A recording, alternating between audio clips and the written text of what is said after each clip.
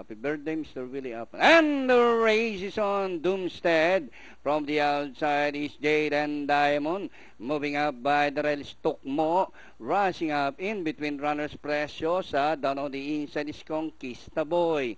Tukmo running by the rail in between runners, Best Asset alongside Doomstead, Conquista Boy. Moving up down on the inside, Just 1 Week in between runners, Preciosa, Jade and Diamond alongside number 2, Kay Maki. Third last, Kirikada, Milagros, Just Awesome, and Tarlax running at the tail of the field.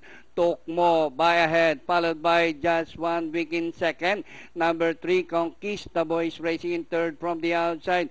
Doomstead racing forward by about 3 lengths. Kay Maki, Tanori inside, Preciosa, Kirikada, Milagros rushing up in between runners together with Just Awesome. As they race the final corner, bunch of horses fighting it out for the lead. Just 1 Week, rather, Conquista Boys now the leader. And moving up on the outside is Jade and Diamond, Kay Maki, Doomstead, Kirikada, Milagros on the farther outside. It's now Conquista Boy, Kay Maki, Doomstead. Kay Maki is in the middle, Doomstead on the outside, and finally, Doomstead. Kay Maki close, Kirikada, Milagros, Conquista Boy, and number 5, Just 1 Week.